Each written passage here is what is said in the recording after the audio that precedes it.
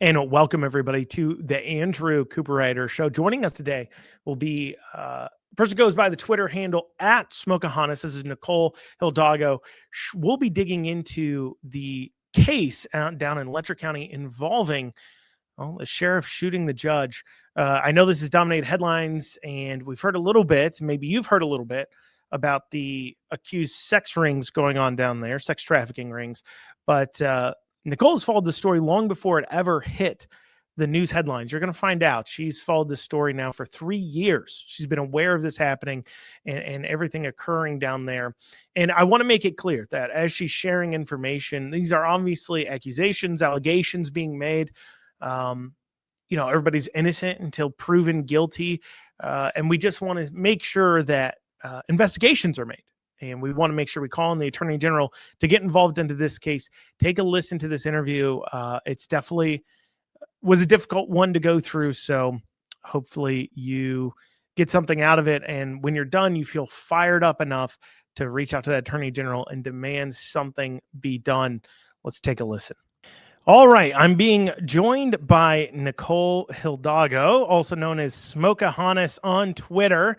If you want to find out about anything going on, especially out in Eastern Kentucky, she is the one I go to. And a lot of you watch the show, listen to the show, a lot of you all tune in, and you see me as an expert about things that are going on maybe in Frankfurt or around the state. But when I need to understand exactly what's going on out in Eastern Kentucky, Smokeahonis on Twitter, Nicole is who I go and see what she's posting about, because she's really tuned in. And for those of you who are unaware, those of you who maybe live in Louisville and are not aware of kind of the wild, wild west that Eastern Kentucky still is, the lack of sometimes justice, sometimes lack of ability to get attention on issues. I mean, there's been tons of problems over the past several years, and one that's caught everybody's eye to really kind of uncover exactly how crazy it is out there is the recent case regarding a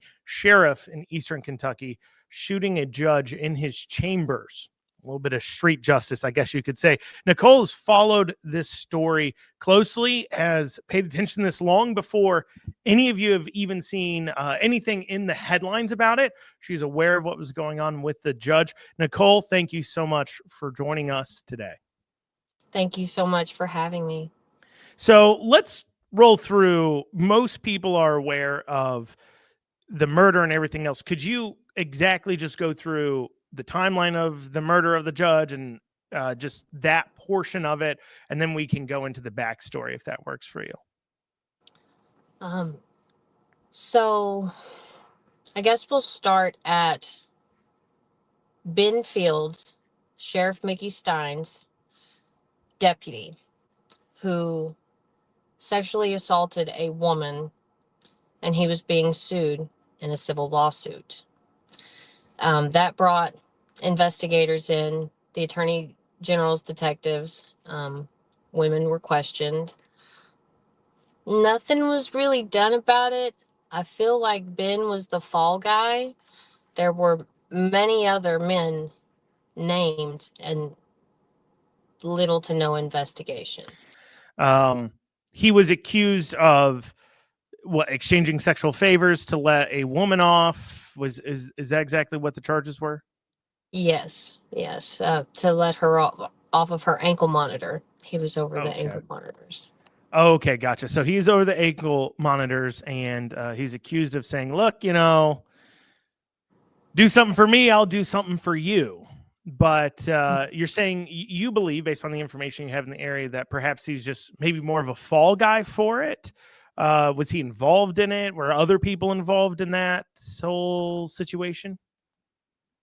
Ben Fields was most definitely involved, and I feel like he was the fall guy. There were other men that should have been named in that civil lawsuit, like Judge Kevin Mullins. And that was the judge that was just shot, right? That was the judge that was shot. He was named by Sabrina Atkins and Jennifer Hill in the civil lawsuit. He was seen on camera. And she had been before Judge Kevin Mullins, so she knew what he looked like. All of this was taking place in the judge's chambers. Oh, wow. Okay. So in the judge's chambers, sexual favors being traded with the judge, is the accusations being made. Deputy, so he was being investigated by the Attorney General's office. That kind of kicked this off. How did it end with the sheriff shooting the judge, though? So Ben Fields, I think he basically he served 6 months in the Letcher County Jail. He had it made, had a TV brought in. His wife got a promotion. She worked there. They kind of felt like everything was settled, was just going to be okay, because they have players in all positions: the judge, the Commonwealth attorney, the family court judges, a preacher that was over the rehabilitation center. And so you're saying that your accusation, I guess you'd call it, is that the preacher from the Ark Rehabilitation Center was also in on this.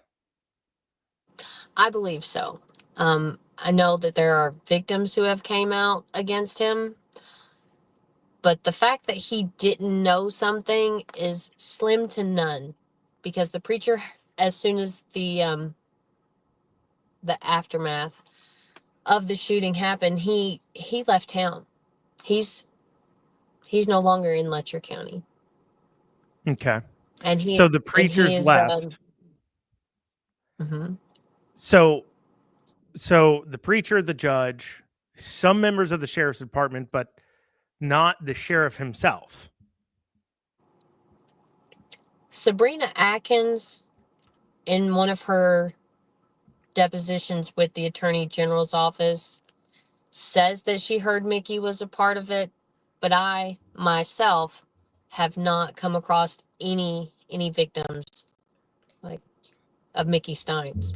All of the women say he was respectable. Said he was tough on him, but he wasn't like the other men. He was very respectable, kept his hands to himself. So you would think that a somebody who was heavily involved in it, that was seeing what was going on and was a part of the victimization process, even though it is his daughter that was, that the accusation is she started to get wrapped up into it, of course, and we can kind of look at and dig into that a little bit better. So those accusations were untrue. That was a rumor because everyone thought that her phone number was stored in the judge's phone. Okay. But that wasn't the case. So he did not shoot the judge over the daughter. No. Okay. No, he That's was not in what you're fear. hearing and understanding. What he said was he feared for the life of his wife and his daughter because he had received a threat from Daniel Dotson. Gotcha. Saying that, did he detail exactly what the threat was? It came out in the paperwork, like a transcript came out, and it said that when Daniel Dotson was interviewed, he told Judge Kevin Mullins that Mickey was under a lot of pressure and he didn't think that he could handle it. Then he told Mickey shortly after the deposition that he needed to give him money, kill himself, or they were going to kill his family, his wife and daughter. So I think that's what put Mickey into that state of fear, and that fear was very real. So, okay, so let's see if we can summarize it totally, okay? Because, obviously, I think a lot of people hearing this for the first time, kind of the full story. I mean, even when we've seen the local news kind of cover it, they've just talked about accusations and things. They haven't really gone through the full side of it. So, deputy who an accusation's made to the Attorney General's office regarding trading sexual favors in order to get women off of or onto anklets out of jail, onto anklets, or off ankle monitoring, or it's using basically his power to make their lives better after they've been picked up on criminal charges, whether those criminal charges were accurate or not accurate, or targeted or what have you. And so that launches the Kentucky Attorney General launching an investigation into the area. The AG's office comes in. The accusation here is that as they're interviewing people, they're kind of coaching through the detectives or the sheriffs what to say, what to do. But when talking to the victims, they were a lot more adversarial in their interviewing, trying to figure out what's going on there. And a part of that process, deputy ends up going to jail for 6 months, but is taken care of in that jail. That's what we've kind of alleged so far. And then because though the attorney general was sniffing around, they were worried about the sheriff running his mouth. Is that accurate? Yes. Okay. And so the lawyer for the chief deputy made an is accused of making a threat against the sheriff, Yes. saying, "Give me money, kill yourself, or I'm going to kill your whole family." Yes. And then how did that? So the sheriff went after the judge because he's saying his belief is that, and this is what you're saying, is that you believe his belief, I guess would be the best way to say it legally, is that the judge was running the whole thing. And so the sheriff was going to the head of it to go ahead and chop the head off before they kill his family. Yes. Okay.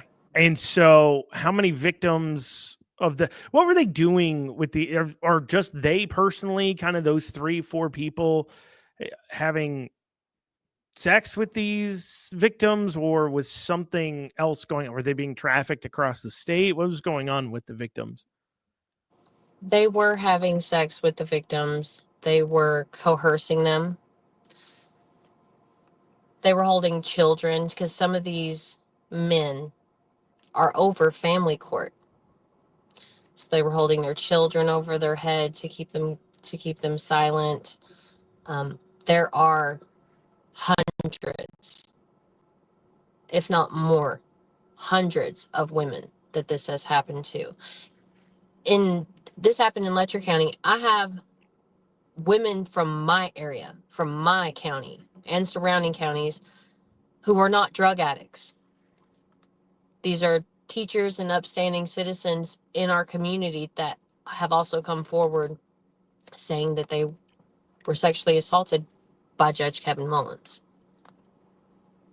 So is it just the judge, just the deputy, or are they saying, so you're saying they themselves, the allegations is they themselves were sexually assaulting, coercing into sexual acts hundreds of women? Or are you saying that this ring involves 10, 20, 30, 40 men? They were trafficked across the region to all kinds of different men. They were pimping them out. Is what it never what went are they across saying state happened to lines, but they did pimp them out. Deputy Ben Fields, I'll use Sabrina Atkins' case as an example. Ben Fields told her to have sex with this elderly man in order to get preferential treatment, and she did it because she didn't want to go back to jail. And so there you have the human trafficking, the sex trafficking. And so she's saying that this elderly man may have paid Ben Fields in order to facilitate that. Yes, I believe the fire chief was his relative. A lot of people knew about this. A lot. And so, but you'd mentioned there were some people involved with family court. So the accusation here is that there are other judges involved in this kind of behavior in Eastern Kentucky, correct? Yes. Do you know how Yes. many? Has anybody said how many, or based upon the stories you're hearing, are you aware of exactly how many?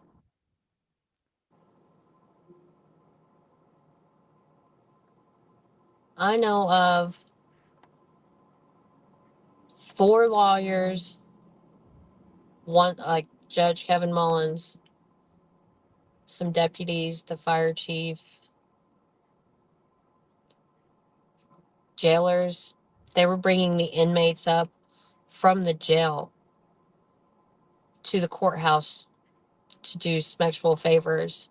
And in some cases, these women checked out for the weekend and went home with some of these jailers.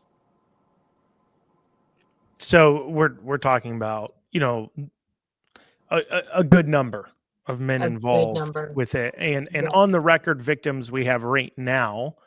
How many do we have right now? How many have willing to come out and shared their story fully publicly? 2 publicly. One of those women, Jennifer Hill, who was a part of the same civil lawsuit as Sabrina Atkins, passed away, and Deputy Ben Fields' his charges were lowered because there was only one person accusing him instead of 2.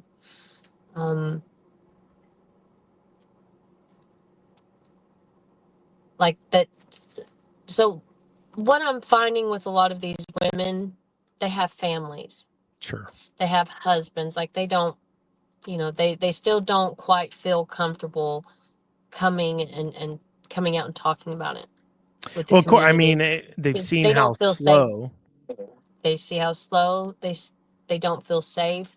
Um, there's there's all tons of evidence that has just the Attorney General's office said, no, we don't want to work with you. We don't care about your library full of blackmail. So some of these women that you're aware of have compiled evidence of this as well. There's evidence, there's children, there's DNA evidence of Children this. that they've had because of these situations. Mm-hmm. So you mentioned the Attorney General's office seems to be kind of not interested, saying, look, we don't want to get involved in some of these cases. Have they given a good reason? Do you think it's why do you think that's going on, where the Attorney General won't look further into many of these cases?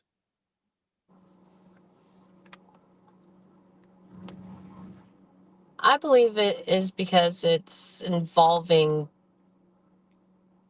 pretty much everyone at the courthouse. You know how the good old boy system works. Everyone kind of protects each other. With the interview that was done with Sabrina Atkins and Jennifer Hill, how he guided their answers and trying to like shame them and say, "Oh, this is your idea. You seen an opportunity." It's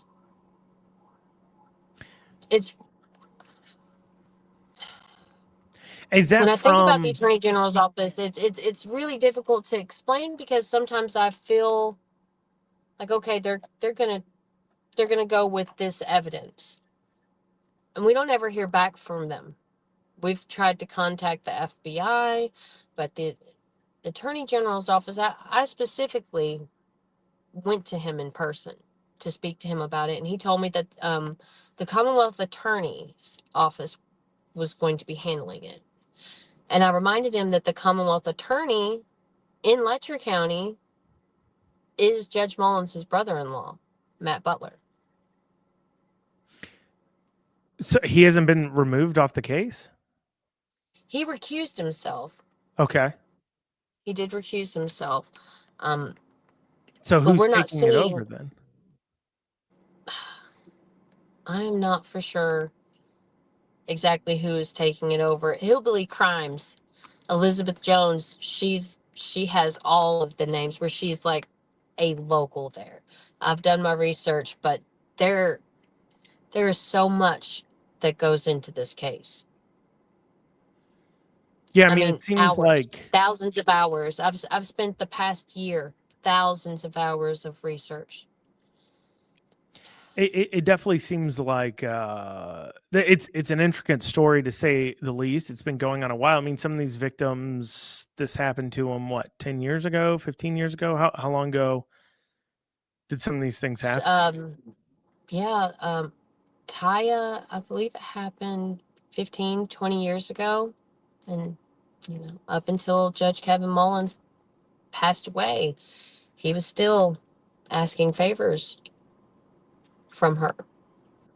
Some of these women, like Sabrina Atkins, I believe hers happened in 2020. These women were talking about how the attorney general's office was addressing them through it and kind of seemed to be helping out the others. Have you gotten your hands like on the transcript, or is it just testimony you've gotten personally, or how have you kind of seen that part of it? Because obviously the only hope for the area, if local government is corrupted, you'd mentioned that the Commonwealth attorney was the judge's brother-in-law, which you think already would be a problem. Yes. Like, regardless of anything else, just on the surface, the judge and the county attorney having any kind of familial relations means every single case that the county attorney brings, one of the two has to recuse themselves off of if the judge is involved. Did that happen? I'm not for sure. I know that he was appointed just a Commonwealth attorney just a few short months before Kevin Mullins was fatally shot. How did that position come open? The Commonwealth attorney, Edison Banks, passed away. So that is how he filled that position. Had he been there quite some time, the Commonwealth attorney? Yes, he has. Has there been any accusations of his involvement? Most definitely. Ty Adams has spoken out how she worked in his office, and that's how she was introduced to Kevin Mullins when he was still an attorney. There are many young women. There was a young woman named Taylor Pratt who had power of attorney of Edison Banks as he was dying. The family wanted to take him off of life support, and this woman was his nurse's aide. She had a very bad drug addiction. She was driving around in government plates with his guns selling methamphetamine, fentanyl, LSD, marijuana, and they brought in a special judge, and she didn't get in any trouble. She also was apprehended for almost taking out a crowd at Hillbilly Days, which is a very big festival that we have in downtown Pikeville. Sure. Yeah, I've been a few times. Yeah, she was driving under the influence, and she almost took out a whole crowd of people. And she got caught speeding after she had already caught those drug charges, and they just kept letting her go because of her ties to Edison Banks.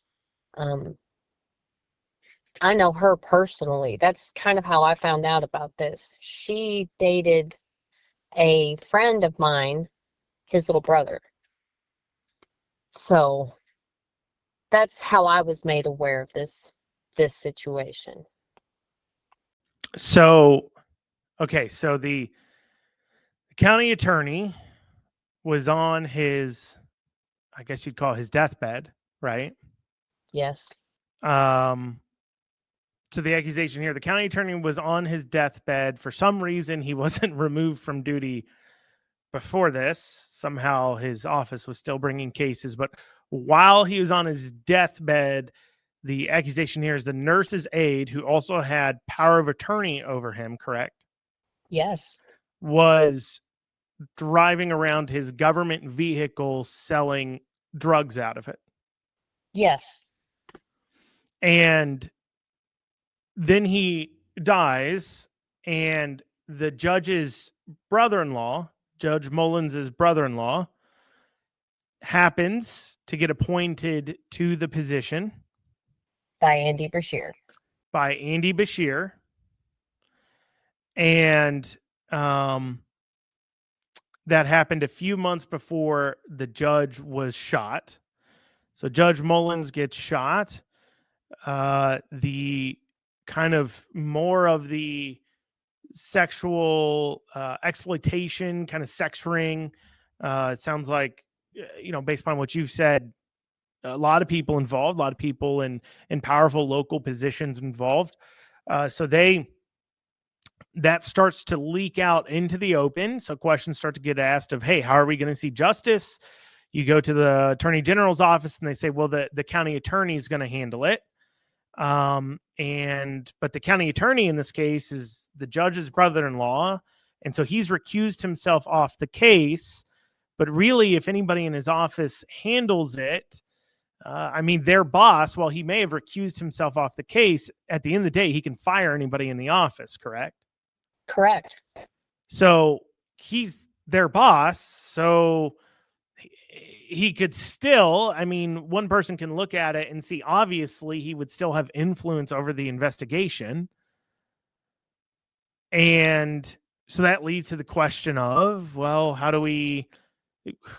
why isn't this just seems like the position where the attorney general's office should definitely step in. There's nobody else to be able to investigate this and get justice in the area, because who's being accused is large numbers of the same people who'd investigate it, which is why it's been kept quiet for 20 years. Yes.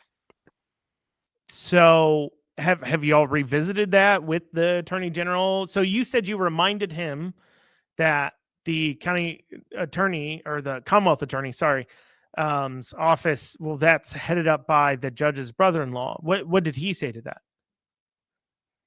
He told me that he needed all of the evidence before he could take a look at what was going on.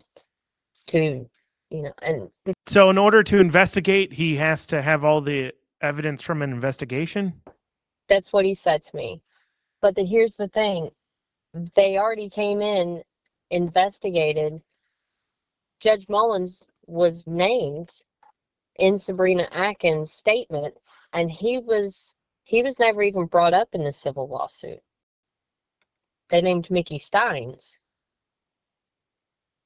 So in the civil lawsuit, she was suing the chief deputy. Mickey Steins was he brought up in the law? Well, obviously he's brought up in the lawsuit. He was brought up in the lawsuit for not training his deputies. Yeah, of course. You can't sue the sheriff's office without naming the sheriff in it.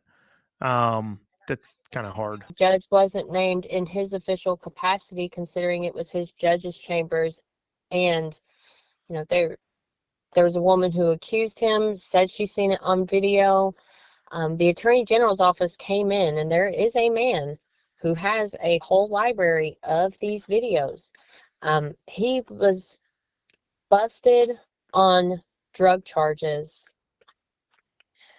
and he was willing to hand over all of this evidence to the attorney general's office. All he asked was for his case if he could get a change of venue, because the people that he would be going in front of are the people that those videos would be implicating. And the attorney general's office said no and turned that down. And that's where the investigation stopped. And I strongly believe if the attorney general's office would have taken the appropriate steps and actions, that the sheriff, Mickey Steins, wouldn't have felt isolated, alone, and threatened. He didn't have anyone to turn to. And so where does so the public side of things, all most people know is sheriff shot the judge. But but we don't know much about where the case. A lot of people probably don't know much about exactly what all has the sheriff issued as far as his defense goes and his reasoning behind it. So what we have here, based upon what you've said, is sex ring. A lot of people involved, a lot of powerful people involved. The sheriff ends up getting threatened because the attorney general's office is sniffing around due to the lawsuit against the chief deputy, and told, hey, you got to be quiet. And they decide, well, he's not going to be quiet. So the lawyer for the chief deputy issues a threat saying, pay me money and kill yourself, or we're going to kill your whole family. And him identifying the judge as the culprit of this, decides to shoot the judge. But what a lot of people say as well, they went out, what we've seen publicly is that the judge and the sheriff went out to lunch first, came back, swapped phones, something like that, and then he shot the judge. What's the explanation for the lunch and the swapping of the phones? How does that play into it? So they all went out to lunch that afternoon, and Mickey Steins was obviously shaken, and the judge had made a comment in front of everyone like, do you want to talk in private? And that is what later led to the sheriff and the judge having that one-on-one. And then I'm pretty for sure that after the lunch, he went over to Daniel Dotson's office, and that's when Daniel told him, you need to give me the money, and threatened him. And that is when Mickey went home, got his bulletproof vest, and then came back down to the courthouse. And he was shaken by the threat, and witnesses say he was showing signs of psychosis in the days leading up to the shooting.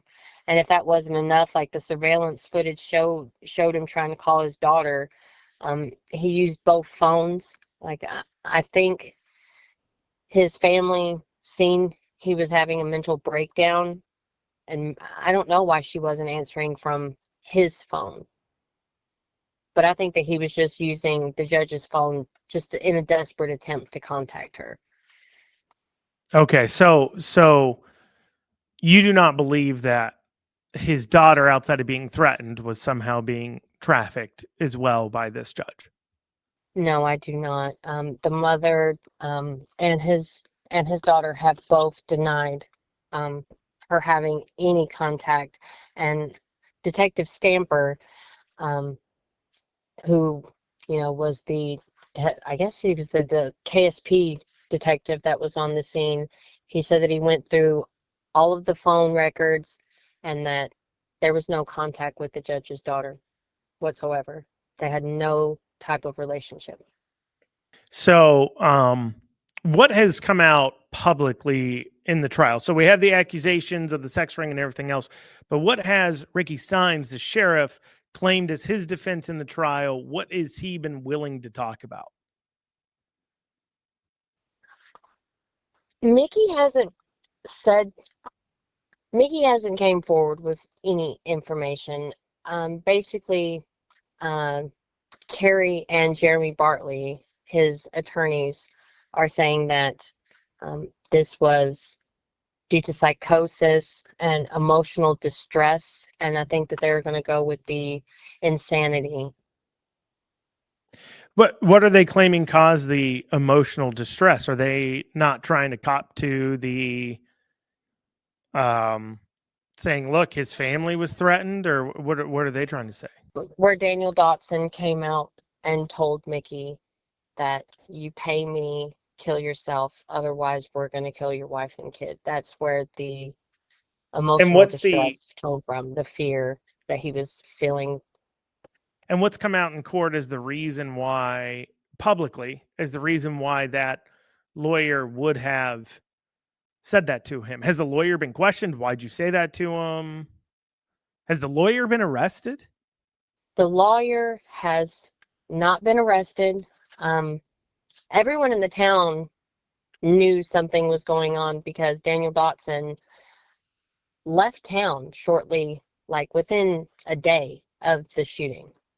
and he stayed gone for quite a long time. So we all kind of suspected that Daniel Dotson had made some type of threat or was involved in some type of way. And after the transcript was somewhat leaked, when they were uploading their when they were like uploading, like filing their, I don't know, it was some type of filing error is how we got that transcript to even find out about Daniel Dotson. And so Daniel Dotson, like within a day after the shooting leaves town, he's come back since, though. He's come back since then. What brought him back? Did he think, oh, it's coast is clear? Do you know what brought him back, or just missed home, decided not to go on the run, facing subpoenas? I think he felt like the coast was clear and that they had all the right people in all of the right positions to cover this up, in my opinion. And so has Sheriff Steins's legal defense, have they made any motions to pull Dotson into the courtroom to be questioned? Not to my knowledge. I mean, you'd think, I mean, it's part of the defense. If they're saying, look, this threat caused him to have psychosis, then there would, I mean, obviously it's illegal to threaten to kill somebody's wife and child and demand money from them. That I think is illegal. Is that still illegal technically in Eastern Kentucky? That is very illegal. Okay. So there's no loophole in Eastern Kentucky on that. Okay. So he's supposed to be at least prosecuted for that kind of behavior, but there has yet to be charges filed. We just now, that information was just released just a couple of days ago, so I'm not quite sure what route the Bartleys are going to take, but they're going to have to bring some type of charges on Daniel Dotson, because if I'm not mistaken, they're saying for this murder trial that the sex for favors and the whole deposition that was taking place is irrelevant, and the women that are coming forward, that their stories are irrelevant to this case. I mean,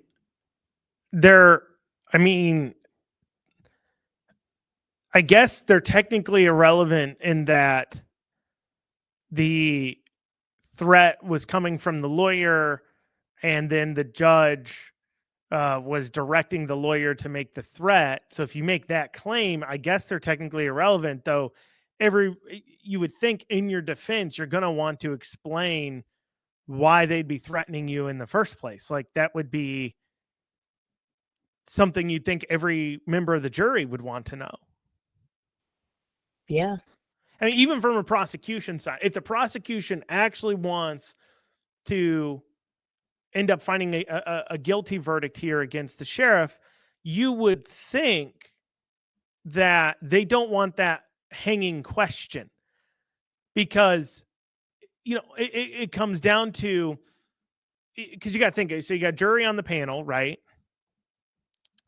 And they're sitting there thinking, okay, is this a relative, if I'm on that jury panel, I'm thinking to myself, is this an actual reason to feel threatened? Is this a reasonable response? Right? That's what I'm thinking. Okay. The problem is if I'm not even allowed to know what the threat is, if I'm being told like, yeah, he threatened him, and we're like, why? And they're like, that's not relevant. You're not to know that. I, as a juror, am going to immediately think, oh, it must be pretty serious. There's something going on here. Yeah. Because if it was false and not true, the prosecution would want me to know that as the juror.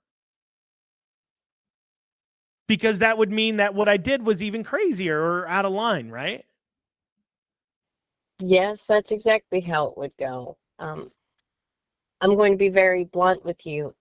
In Letcher County, nothing is done properly. Nothing is done by the book. You have cases that have stacked juries, conflict of interest. The list goes on and on. They're not known for being very fair. They're known for setting up trials. So and covering up everything. Well, that was going to be my next question. I mean, what are the chances? So this trial is being held in Letcher County, correct? Which that leaves a lot of questions to why hasn't the venue been changed? Right. I think there has been a request for a change of venue. Once the trafficking allegations came forward and the community started to get upset about it, that's whenever they made, they made a statement saying that they won't get a fair trial in Letcher County, that it's been all over national news. Well, I mean, you wouldn't think even before the allegations, you think they wouldn't get a fair trial just because it's a small town. How is it? Because the idea is that you're supposed to not know really anything about it going into it as a juror, right? Right. How's that possible in that town? It is impossible. Right. I mean, what's the population of Letcher County? I think it's like, let me say, 20,000. is it 20,000? I was going to say 22,000. Yeah. So there's maybe, let's say, 10,000 or so adults. Yeah, that's fair to say. Right. And so, yeah. So, I mean, how is it not? Yeah, of course they've all heard about the sheriff shot the judge. Everybody's talking about that for weeks.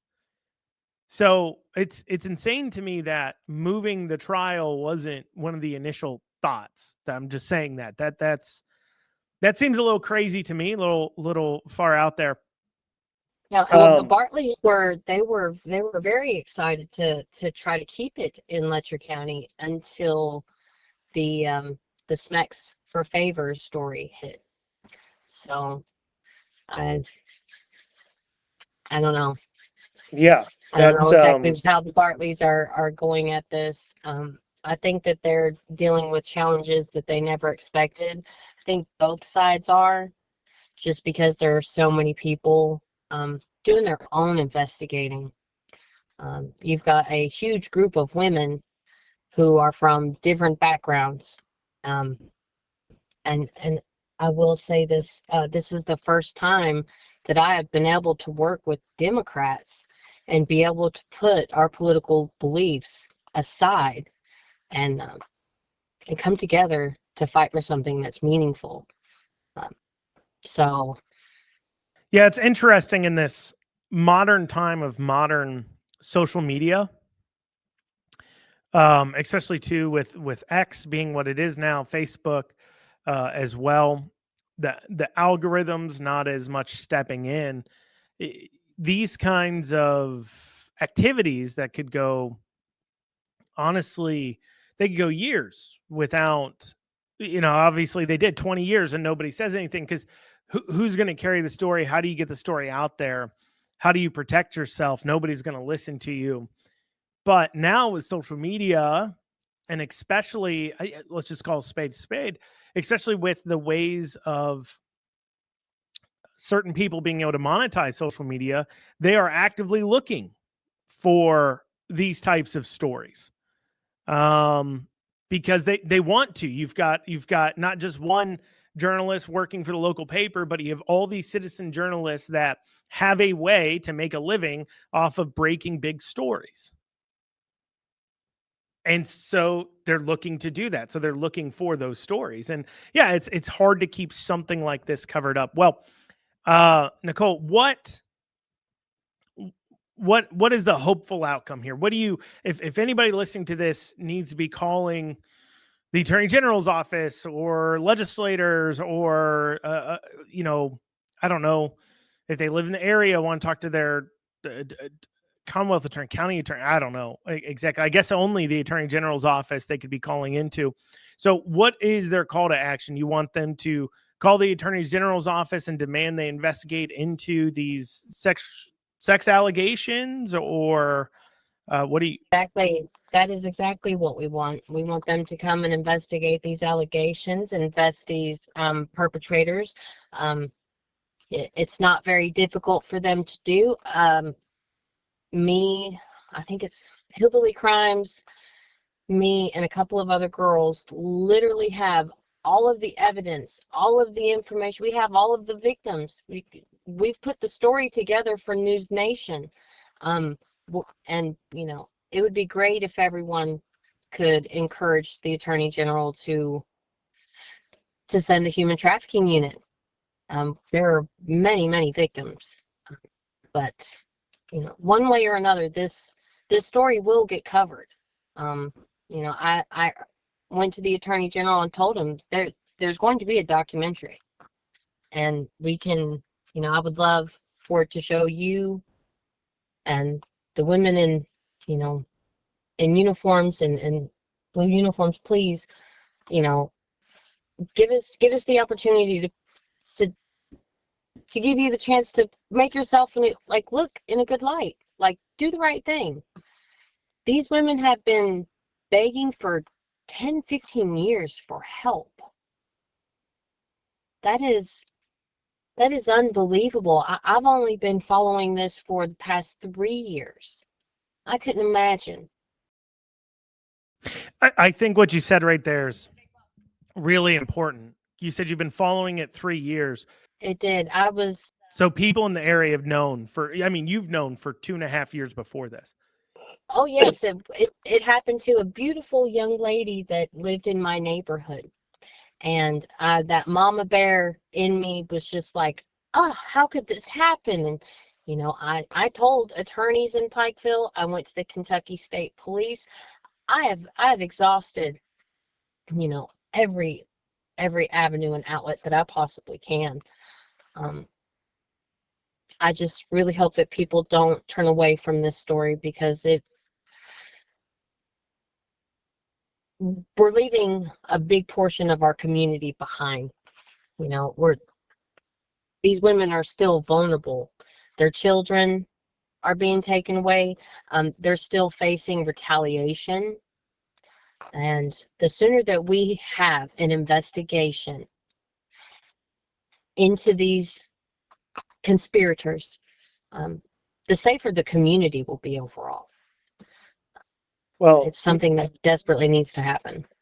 Well, Nicole, I thank you for coming on and sharing this story with us. I know, obviously, living in the area, you know, it's the kind of place where bad things happen to people. It does take some bravery to be willing to share stories that not just physical danger, but also, of course, your character will be attacked. People will claim you've got things wrong. You're mistaken. This is wrong. That's wrong. And sometimes you can feel like the only, or sometimes they can try to make you feel crazy for the fact that, you know, you've got all this evidence together, you know, this is true, and they keep telling you you're wrong. And I know that kind of stuff can be difficult as well. So we certainly appreciate your story.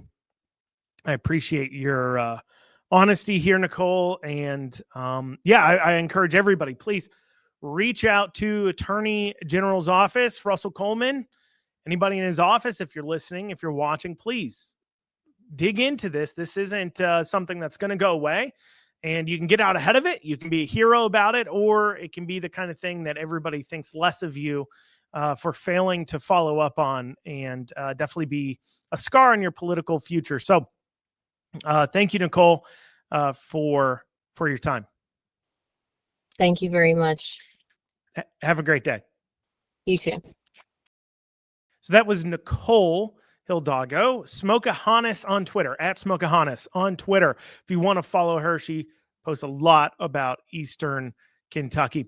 And once again, everything kind of covered here has been what she's collected information on, her story, her information. You know, the things being said and done are accusations made by others, you know, evidence being presented by others. And if anything being said here is inaccurate or untrue, we invite anybody mentioned, any of the figures mentioned, to supply and to let us know if something was said inaccurate as well, because that's important. We want to make sure we get to the truth. Well, thank you all for listening to the Andrew Cooperrider Show. We'll be back next week. I hope you have a great rest of your day.